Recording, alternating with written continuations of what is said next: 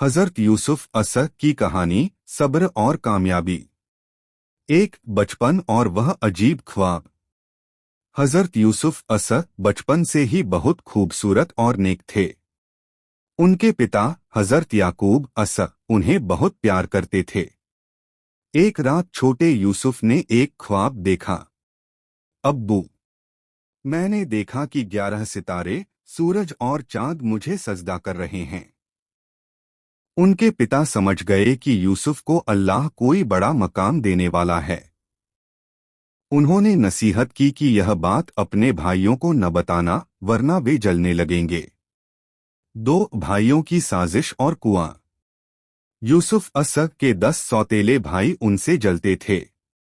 उन्होंने प्लान बनाया कि यूसुफ को रास्ते से हटा दिया जाए। वे पिता से जिद करके उन्हें खेलने के बहाने जंगल ले गए। वहां उन्होंने यूसुफ असद को एक गहरे अंधेरे कुएं में डाल दिया और उनके कुर्ते पर बकरी का झूठा खून लगाकर घर लौट आए। उन्होंने रोते हुए पिता से कहा, अब्बू, यूसुफ को भेड़िया खा गया। हजरत याकूब असद का दिल टूट गया, पर उन्होंने सब्र-ए-जमील खूबसूरत धैर्य अख्तियार किया। 3 गुलामी से महल तक। कुएं के पास से एक काफिला गुजरा। उन्होंने यूसुफ असद को निकाला और मिस्र, इजिप्ट के बाजार में एक गुलाम की तरह बेच दिया। उन्हें मिस्र के एक बड़े अधिकारी अजीज मिस्र ने खरीदा। यूसुफ असद महल में बड़े हुए। वहां उनकी खूबसूरती और पाकीज़गी की वजह से उन्हें एक बड़ी आजमाइश का सामना करना पड़ा, लेकिन उन्होंने अल्लाह के खौफ से गुनाह से खुद को बचाया। नतीजतन उन्हें झूठे इल्जाम में जेल भेज दिया गया।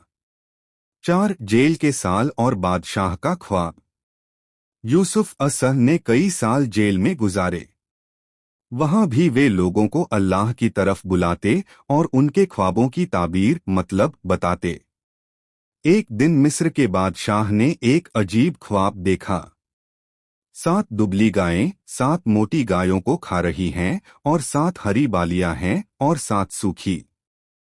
कोई भी इसका मतलब न बता सका। तब जेल से यूसुफ असद को बुलाया गया।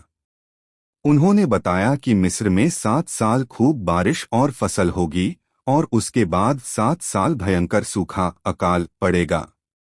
उन्होंने मशवरा दिया कि शुरू के 7 सालों में अनाज बचाकर रखा जाए। 5 मिस्र के वजीर खजांची बनना।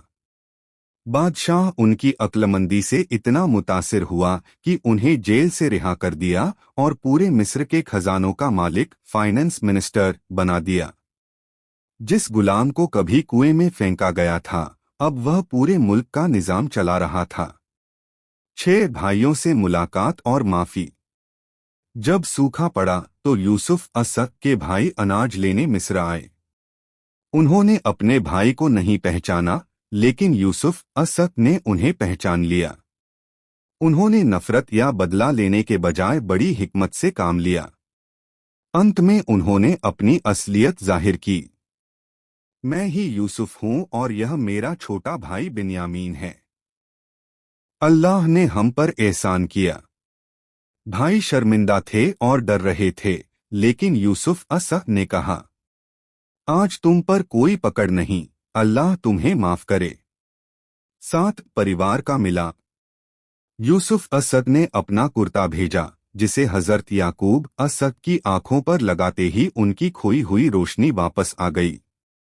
पूरा खानदान मिस्र आया। जब माता पिता और 11 भाई उनके सामने आए तो सबने उनके मकाम का सम्मान किया। इस तरह बचपन का वह ख्वाब सच साबित हुआ।